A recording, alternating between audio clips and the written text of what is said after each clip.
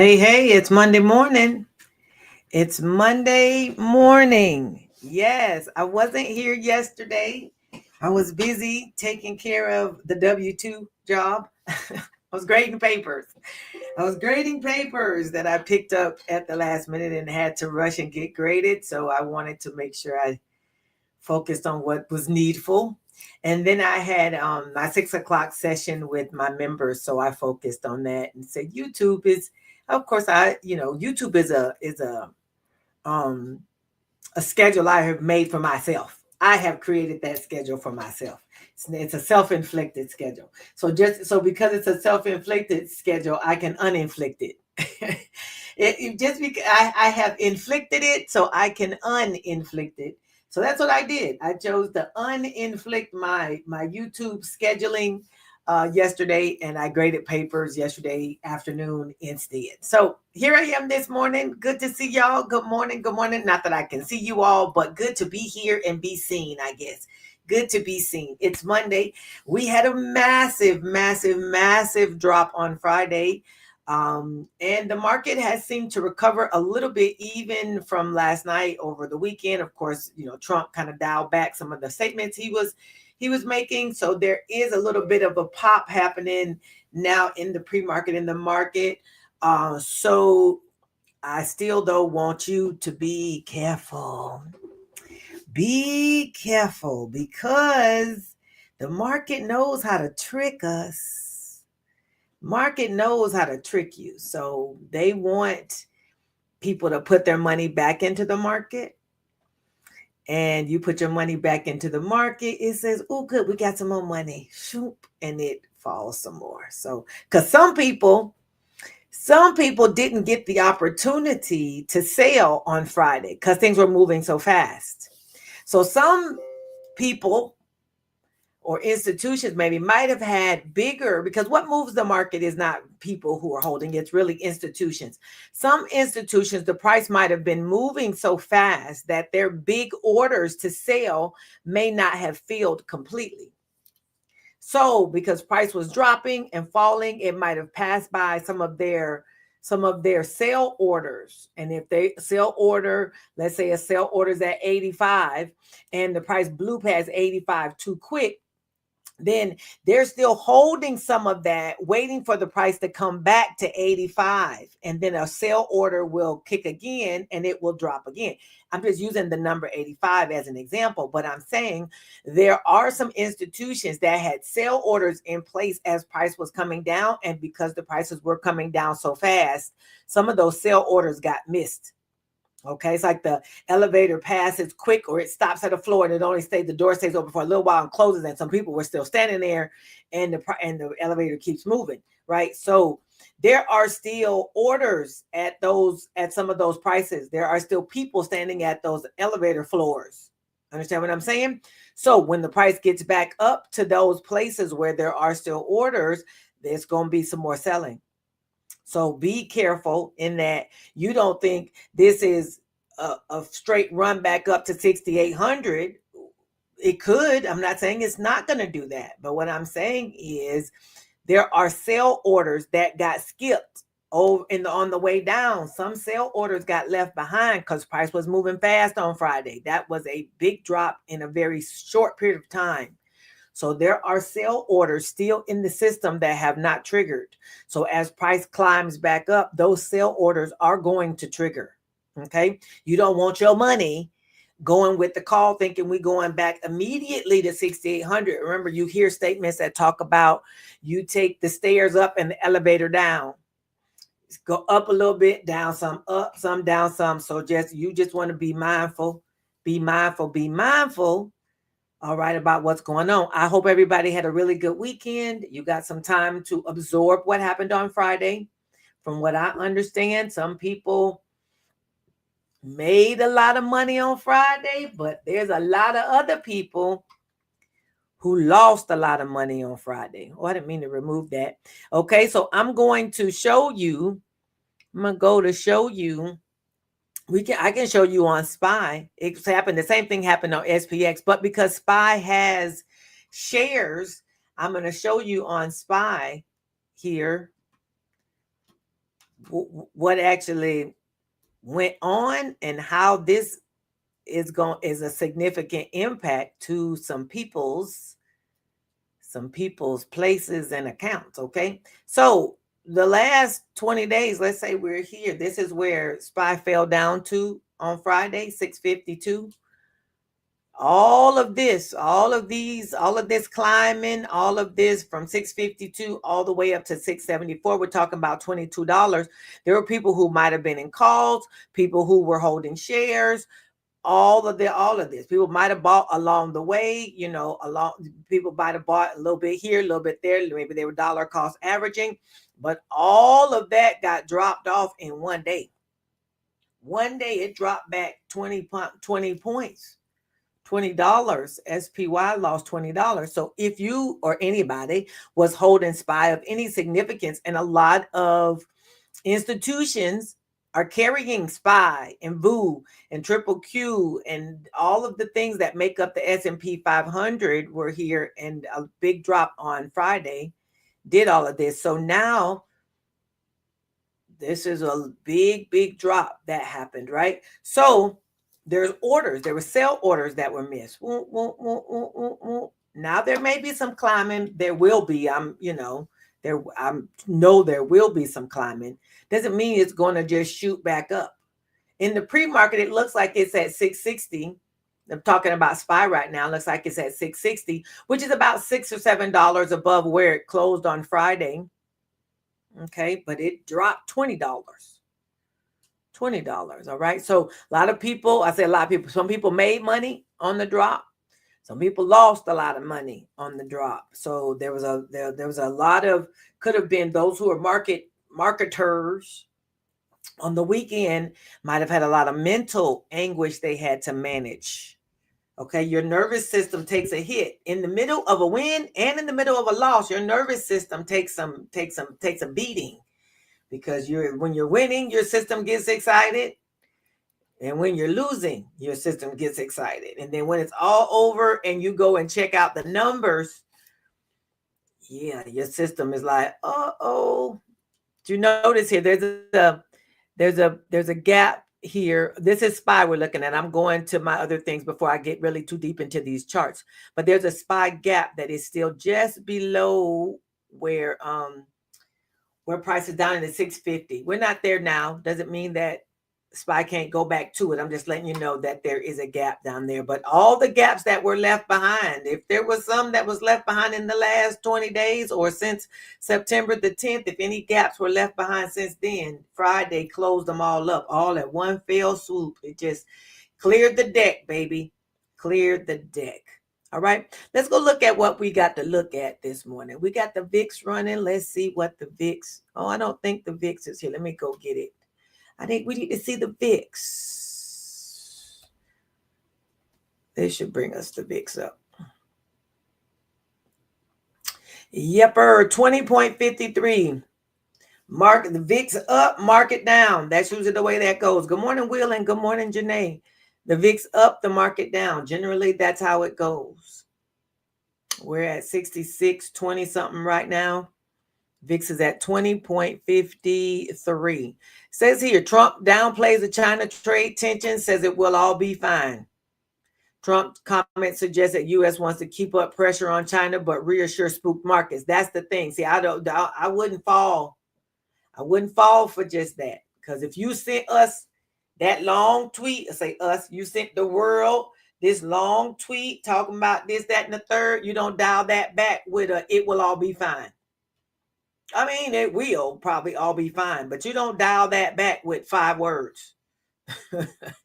No, you didn't get us all amped up on 5 words. When I say us, I'm really not talking about, I'm talking about the world, us, the us. All right. Because the market definitely was like, what in the world? What are you doing? U.S. stocks bounce as Trump tempers tone on China. Stock bubble dread grips central bankers in Washington. Yeah, we basically, you don't get to just, spook everybody and then pull it back like, oh, I really didn't mean it. S&P 500 lost 200 points in a day. 200 points. Hey, my day. Hey, Deborah. Girlfriend, how you? Said we feel you. Yeah, my day. Listen. You just better know that yeah, you just better know. Just better know that they just want you to chill out. Oh no, it's all right. All is well. All is well. And it will be ultimately all will be well. But you don't get to just hit us with that and one day and then be like the next day, everything's back to normal. No, it don't quite work like that. Rare earth stock surge on U.S.-China trade dispute over critical minerals. Dow futures jumped 300 points after Trump says China's situation will all be fine. Retaliation or escalation? Trust between U.S.-China is fading fast. JP Morgan Chase says it will invest $10 billion into industries critical for national security. Bloom Energy soars more than 30% on the deal with Brookfield to provide fuel cells to AI data centers. Y'all, we have to figure out, we always need to be looking where the institutions putting their money. Where the institutions putting their money. And we want to be right over there too. Hey, Denise. Hey, Miss Marcia. Right over there too. Where y'all putting y'all money at? We want to count me in. So in the comments, if you've got some rare earth stocks that you got on your radar, share with us. The one I heard Wall Street Trapper talking about was USAR. If there's some other ones that you all have that you want to share, go ahead and share with us. Share with us. Let us know what other rare earth stocks we can investigate. Stocks making the biggest moves. Premarket, USAR. That was the one I just mentioned. USA Rare Earth, Estee Lauder, Rocket Lab, and more. USAR. Now that it's gotten a little bit of a pub, now just know, anytime something gets a bunch of publication, is up some more, people really go kind of running into it, and then other people who've been there a minute sell some, and they're like, ooh, people are here and my prices are up, let me go to sell some. Let me go sell some, right? They go, let me go sell a little bit. Let me go sell some. Let me go ahead and do that. That's what they'll do. That's exactly what they'll do. They'll go, yep. What was MP? You. I haven't heard of them, but MP and you. Got some names in the comments y'all can look at. Got some names in there. Let's do a little quick. MP, what kind of prices we talking about on MP? MP Materials Corp, $78. Materials Corp. And 4U's, I think you put there. Energy Fuels, $20, 34. They're up in pre-market to 23. They were at 20.34. They're up this morning. Energy Fuels Inc. You. Take a look. You go and do a little bit of investigating. All right. Let's look at our pre-markets this morning. CNBC usually gives us our pre-market data. Why did it not fill me with that right off the rip? It usually does. Give me the pre-markets. That's not what I want. That's not what I want.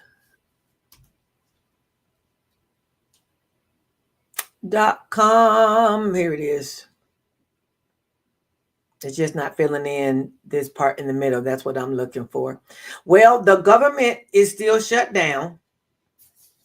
Okay, the government is still shut down. So the things that we would normally get from them, we're not getting this week. From what I understand, the PPI and CPI is data we would normally get, but they've called people back to work to provide this data. And this data, which normally would come out this week, the PPI and CPI data, or one or the other would normally come out this week, is actually going to come next week. So at this point, We've got Fed Chair Powell is going to speak tomorrow. Nothing's happening today. Bank holiday today because it's Indigenous Peoples Day. Tomorrow we've got Powell is speaking tomorrow at 12:20.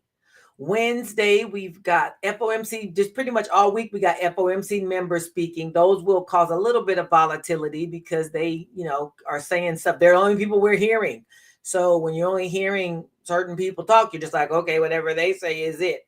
And then on Thursday, we've got PPI data, but it's tentative. So unless something happens between now and then, we may not get our PPI data and our unemployment claims data. We still got FOMC members talking.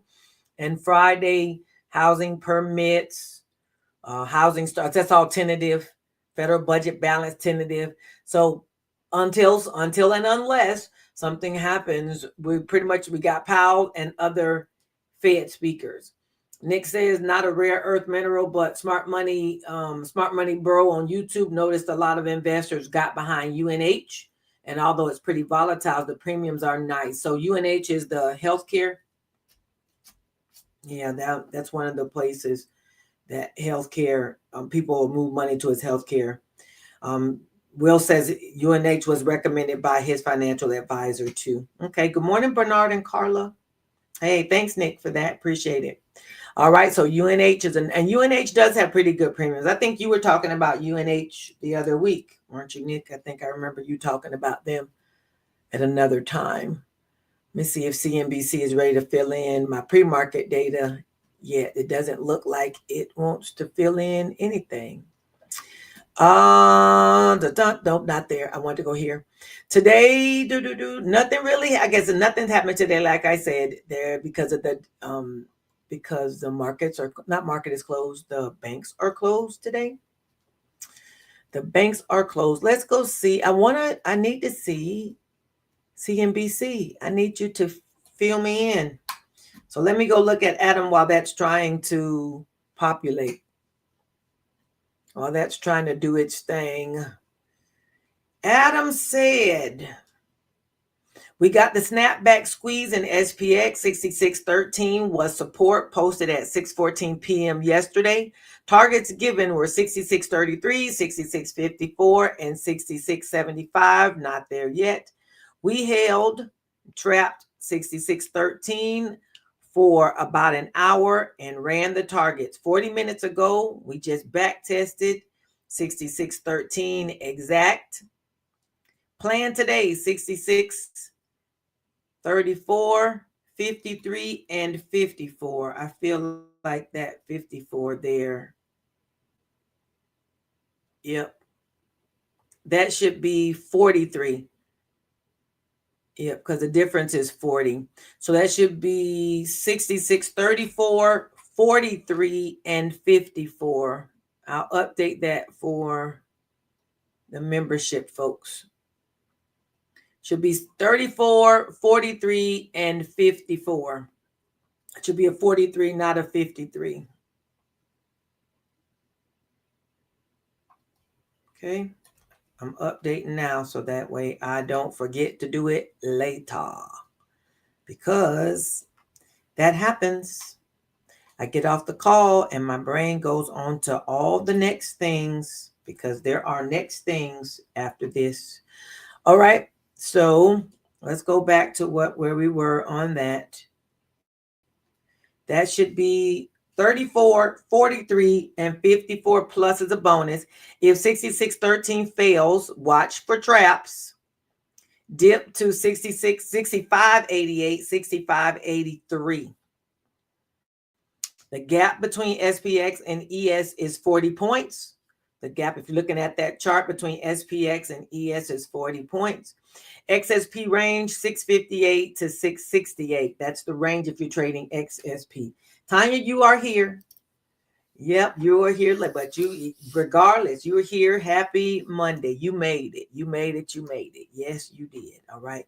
Let's go look now. I think CNBC might be ready to work with us. So let's go see if we can look at our pre-markets. Pre-markets. Come on, mouse. Where are you? There we go. Dow futures up 389, S&P futures up 78, NASDAQ futures up 429. Oil is green, 10-year bonds are red. Dow futures jumped 300 points after Trump says the China situation will all be fine. Okay, I'm not going to jump back on that. In Europe, we've got 4 green and the FTSE is red. It's down 6.58. European markets move higher amid new U.S.-China trade spat. Mining stocks are up 2%. In Asia, okay, so we just said that everything is fine between U.S. and China, but the Asia stocks are all red. So, interesting. China stocks lead declines in Asia on renewed China-U.S. trade tensions. All of those, they're all red. Their whole session was red, which all these markets are intertwined. All these markets, that's why I talk about them. Sometimes people are probably like, why you talk about Europe and Asia? Why do you go in and talking about those two? We just talk about the U.S. market. Well, they're intertwined. We trade their stuff, they trade ours, right? We're all in this together. This is a world market, even though it's a world market. I'm just going to stop. It's a world market. So it all runs together. One runs off the other. The money's running together. This trade tensions is not good. And it ain't over. Lord have mercy. It's all going to be fine. Your mama and daddy be arguing, throwing rocks and throwing glasses at each other. And then you look in the room like, is everything okay? And they're like, yes, we're all right. You already know it ain't all right. Even if they stop the argument, the tension is still underlying. You already know when you in an argument, you could be in an argument with your spouse, your friend, your children. Even though you might not be actively arguing, the issue is still under the surface. Until it's resolved, it's not resolved. And at this point, this is not resolved. It's not resolved. You might be talking about it, but it ain't resolved. So, and you don't resolve it in one day, one weekend. You don't send out this massive tweet sending us this whole paragraph of all the reasons why this is a problem.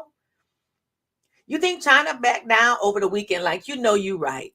We don't want to be the only independent source. We don't want to be the monopoly of rare earth processing. You're right. We don't want to do that. Let's just share with the U.S. Let's give you some of your power back. Really? No, we don't want to charge you at the port. We don't want you to charge us at the port. Let's just agree to disagree. What? I mean, really? It don't work like that, and we all know it. We're talking about two superpowers who are like, which one of us is going to end up at the top of the mountain, at the king of the hill? It don't resolve itself overnight. It don't resolve overnight. Don't resolve over no weekend. Everything's fine. Y'all go back and put your money back in the market. We okay over here. Go back to watching TV. Go back to doing what you were doing. It's going to be fine. And it probably, I'm most sure we'll all be fine. In the overall scheme, it's going to be fine. But it don't mean it's all right today. It was not fine 2 days ago. S&P lost 200 points. Bitcoin had a big sell-off. It was over 120,000. It's now at 114,000. There was a big, people were like, it's crashing. It's crashing. It's at 114,000. Ethereum 4105, Solana 192, Dogecoin 0.20, and XRP 257. That's where we are with all of that. Okay. We talked about what Adam had. Let's go on to the chart. Oh, I need to go to what's his name first. Before I go to the chart, I got to look at earnings. Because I didn't do it yesterday, so now we got to do earnings.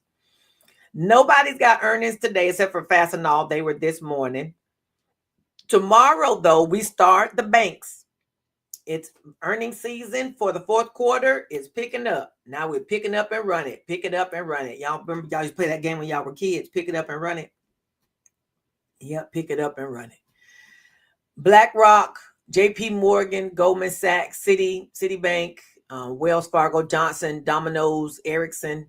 Domino's, them just probably get lost in with the banks. Albertsons, which I didn't even know was still open. BCE, Carew, Equity Bank Shares, and Hancock Whitney. That's all Tuesday.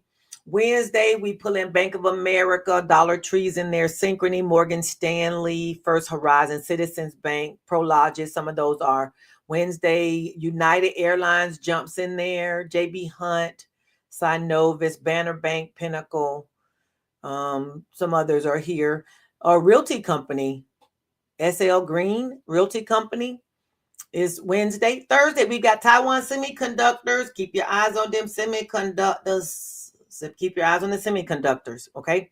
BNY, KeyBank is there. Infosys, Charles Schwab is there. Travelers, Commercial Bank, I believe that is M&T, Snap-on, and Bancorp. That's Thursday. Interactive Brokers, Glacier, First National, Simmons, Bank of the Ozarks, Independent, Cohen Steers. And then Friday, we've got SLB, Alley Bank, Fifth Third Bank, State Street, American Express, Truist, Auto Live, Huntington, Comerica, and Regions Bank. All the banks are starting to lead us into earnings season. Okay, they're leading us into earnings season. So, I like to trade the backside of earnings. That means after it does its good move, we just ride the wave. Because as a seller, I don't have any reason to get in the front. There's no benefit as a seller to get in front of what could potentially blow through your trade.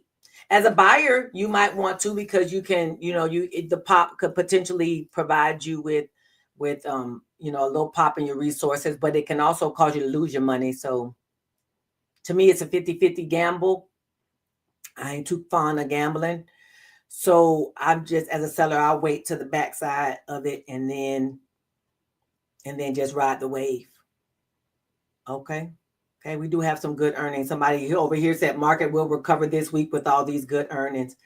I don't know about recover all the way. I think it's gonna recover some, but I also, and this is my own spec you guess, as I call it, my spec you guess is that we will have a little bit more downside. And as I was talking when we first opened up this call, I was saying that the market fell so fast on Friday that there was sell orders on all the stocks that failed because everything did, right? Almost everything, not everything, almost everything. But market fell so fast that all these sell orders, some of the sell orders on these things got skipped over. So as price climbs back up, those sell orders are going to trigger, and there will be some pullback. That don't mean we're going to pull back down to where we were, but I believe there will be some pullback along the way. The market, it's the market. I think it's going to recover. It always does. It's just, is it going to recover in a short span of time? Potentially. I mean, all things can happen. The market does what it does. Basically, it's up at this point. SPY is up $7 from where it closed on Friday. Let me turn this back to extended. Yeah, I moved it away from that. I was doing some stuff in preparation for training tonight. I'm going to train on the strat. These numbers y'all see on my chart, I'm going to do that training tonight.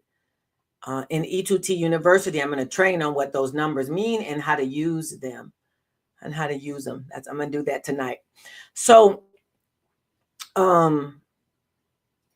currently SPY is at 660. So it's up about $7 from where it closed on Friday, where SPY closed on Friday. Time frame continuity at this point shows green through the first 2 or 3 time frames. It remains to be seen how the market does when it opens. Definitely going to be a gap up opening. What happens when we have a gap up opening? You leave a gap. And when you leave a gap, you're leaving a vacuum. And when you leave a vacuum, the market is going to want to fill its vacuum. So SPY is going to want to come back and fill that vacuum before it goes. It may not do it today. Doesn't mean it won't come back for that empty space that it leaves behind, right? If it closed at 653 and it opens at 660, that's $7 of imbalance that's left there. It's going to want to come back and fill that imbalance, most likely sooner than later. But, as usual, my mantra that I say every single day that I'm on this call, I say it every single day, probably multiple times, is to trade what you see. Trade what you see, which is why I like the strat, because the strat is good structure and it will give you indication of what is most likely going to happen next.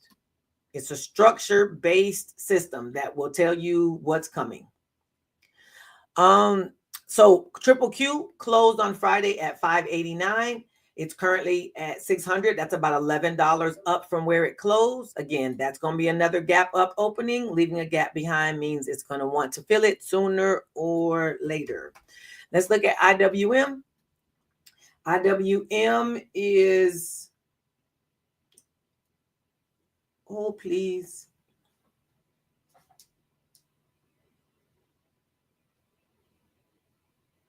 Okay.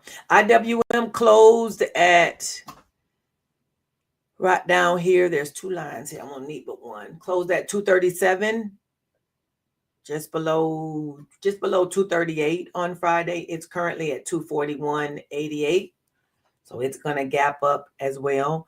We'll see if it gaps and go. You know, you have a situation where it can gap and go, or it can gap and then fill, which means that it'll gap up and then come back and fill the gap that it left behind. You can have a gap and go or a gap and fill. Got to watch and see how it plays out. Definitely got to watch and see. Today is a situation where I personally would not deploy my capital too early in the day. I would wait to see what comes in. I would wait to see how some price action, what some price action looks like. I would wait to see, I would give it a beat. Okay, you wait and see what starts to happen, because a lot happened on Friday and the system is going to be shook up a little bit. So I would wait to see what to go with before I deployed my capital. I'd be like, let's just see. Some people are going to run in and put their money out there and potentially get clapped. And I don't want that to be you. So just give it a minute. The market ain't going nowhere. And if you miss $5 or $10 or 15 because the market ran a little bit without you, there'll be another entry, or ran a little bit without you, or dropped a little bit without you, whichever it is. Whatever you use as your entry criteria, you want to be sure that you're sure about that entry criteria today. Because a lot happened on Friday. That was drastic. Okay, that was drastic Friday. I saw the gamma chart, and I've never seen a gamma chart that was all red with no green on it. My gamma chart always has a little bit. We get a little bit of green over there, and my gamma chart wasn't showing no green on Friday. It was all red. I'm trying to get to one that we saw earlier in the day. There's a little bit of green on there, but this was gamma right here. This is our gamma exposure, and this was all red. This was at 11:30. And this was the first time I've seen this gamma chart not have any green on it and be so far down in the red. Like, where we coming back? Because the dealers want to bring it back to the green, but you can't even see the green. They want to bring it to like where the red and the green meet. You can't even see where the red and the green meet on this chart, because we so far down in the red that you can't even see it. And then maybe this was 11:30, where there is the flip zone at 67.40, and we were talking about there was no way it was getting back to 67.40 on Friday. That was not happening, and it did not happen. And as you continue through the day, I see these every 5 minutes. The green pops up a little bit, but then it dissipates again because the price was deep in the red all day. You could have picked any time of the day on Friday and bought a put and made money on Friday, because it was bad. It was bloody. It was quite bloody on Friday. But because of all that, now we need to see what is the way back. What's the way out of here? And if you've not seen this happen, if you've not seen a recovery or how it does when it works like that, then you need to sit back and watch, take some notes, and be ready for the next time, because there'll probably be a next time. All right. Probably be a next time. All righty, everybody. It's a little bit after 9. I'm going to go ahead and wrap this call. I do run the membership, as we always talk about. We were together on our call on Friday, trading and watching all of this. We traded together, made some money together. We saw one area where we thought price was stalling a bit, and we put in some put credit spreads. And then the price decided it was not stalling. This was right here. We were in this area right here. Thought price was going to turn around. It looked like this is a good little engulfing candle. Looked like it wanted to turn back around the 6,600 area, and then it went the other way. We had a couple of failed two downs. This was a good one. Thought price might try to recover there. Got down to 6,600. Thought 6,600 was going to be was going to play the psychological support, and it tried. 6,600 tried to hold it as psychological support. It went up a little bit and then gave up the ghost again. This last candle right here, this is the 15-minute chart. This last 15 minutes was, that was bad right there. But I was in call credit spreads mostly. I had exited the trade. I did have the put credit spread. I exited around here when it was dancing around this 6,600 area like it was going to give. I exited that trade and just did call credit spreads all the way back down into the close. And but that we were hanging out together in the membership. Oh, y'all can't even see that. I'm talking about something that you can't even see. Let me go back. I want to show you. I want to show you on my chart. This is where we thought it was going to recover, in this area right here where 6,600 is. And it looked like it was going to an engulfing candle here, and it went up just a taste, and then it fell down again. It gave it back up. So closed on Friday at 65.50, right at some strong support. 65.50 was good, strong support, which is potentially why it turned around. Of course, people want it to go up, so they're willing to put money into it because they want it to go up. So you've got that. And then so we hung out together. That's what we do on Fridays generally. We might not hang out this Friday, though. This OPEX is coming this Friday. And we have said we're not doing OPEX trading on OPEX day. We say it all the time. Then we find ourselves on OPEX Friday and we ask ourselves, what are we doing here? What are we doing? What are we doing here? So this week I've said we're not trading Friday. We're not trading together Friday. We're going to enjoy some sunshine.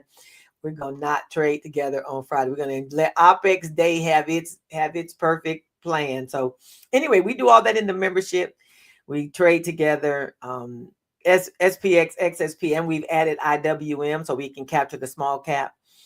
Profitable strategy with less screen time, and daily profits we make every day. And we have a charting and training call every Sunday evening where we prep ourselves for the week, and then we trade together in our exclusive Telegram. All right, you can go ahead and you can come over to join us if you'd like. You can go to Educator to Trader if you'd like to just see it from there, or you can use this link I'm putting in the comments to join the membership. If you'd like to hang out with us on a daily basis, make profits with us. I put a video out last week. Let me go and show you the video. I put a video out last week. This week, Saturday. Put the video out Saturday. It was my recap video from Friday. From last week, not Friday. That's what happens when you start doing too many things at one time. It was my recap video from last week. Made $3,600 last week with credit spreads. And I shared that all in a video over the weekend. And if you'd like to see it, I should have put that in my slides.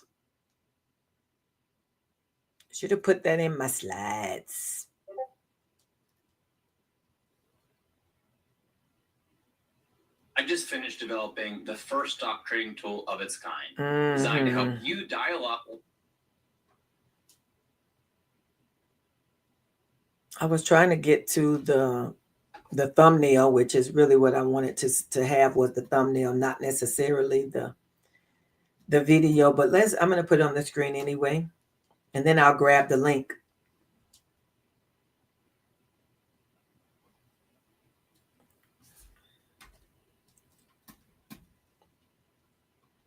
There's the video I did over the weekend. I didn't see the fear greed. What is it, Janae?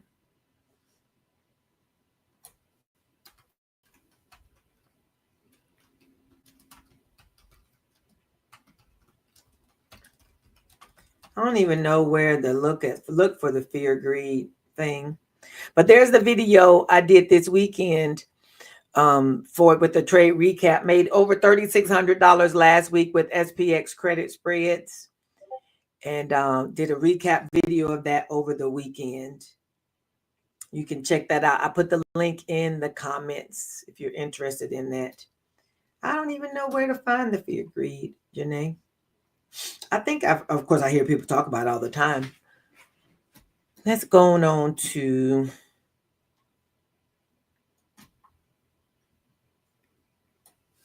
the declaration so we can shut it down and people can get themselves ready for the market to open. I declare I'm a great trader, a successful trader, and a focused trader. I declare my wins exceed my losses and my account is growing steadily. I'm a wise and knowledgeable trader. I have a strategy that I use for my trades. I don't randomly place trades. I'm a level-headed trader who trades my plan and not my emotions. Lord, it's you who gives us the power to get wealth. Deuteronomy 8:18. Help us today to trade our strategy with wisdom and knowledge. Allow us to prosper enough to have what we need and enough to bless others. In Jesus' name, amen, amen, and amen. Okay. I will reiterate that. First of all, I want you to trade what you see. Second of all, I give it a pause, right? Give it a little minute, pause a bit, let some stuff shake out. Let some orders come in. Let some orders get filled. You don't have to be in the fray. Let some stuff happen first. And then, oh, it's at 30. CNN business for fear and greed. Yeah, I'll go check that out. But 30 is pretty high, huh? Was it at 50? Was it at 50? Business fear and greed index. Yeah, definitely give it a minute. Give it a chance for some stuff to settle down before you join in and deploy your capital. Okay. You can watch. Watching is a strategy.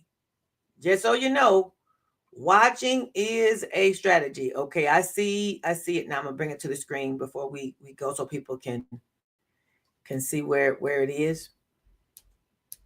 Fear and greed index. Add to the stage. Looks like it's at 30. I say add to the stage. I think it's coming. Pyong.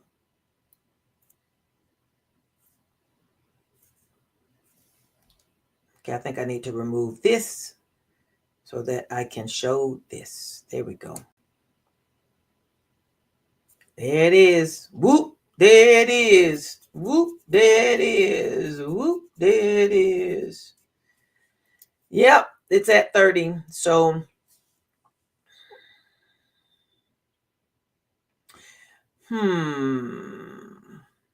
what emotion is driving the market now? Looks like fear, it says. Fear is driving the market now.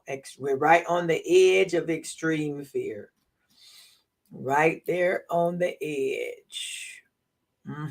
All righty. So, as I said, you want to give it a minute.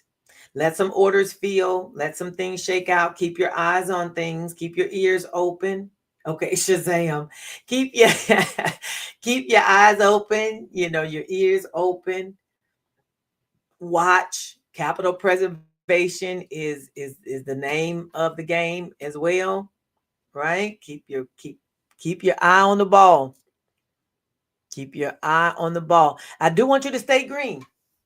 And I want you to get this money, but I also want you to have a great green day. If you have the day off today, enjoy your time off, take some time maybe away from the screen and enjoy some of your time off. Maybe go have some breakfast, head over to a First Watch and have the Superfoods bowl. That's my favorite thing at First Watch, or those limoncello pancakes. Either have the Superfoods bowl. The Superfoods bowl is a chia seeds and coconut milk with some fruit and granola on top. It is so good. It may not sound delicious, but it really is. And or the limoncello pancakes. Those pancakes with that lemon on the top. Ooh, ooh, ooh. So good. Or of course you can go to Waffle House because Waffle House is consistent. Waffle House is consistent. All right, y'all. I need to go because I'll be going down the rabbit hole some more. All right. So I will see you all in the market. Stay green. Let's get this money. And for those in my community, I'll see y'all in the chat. All right. Goodbye, everybody. Bye-bye.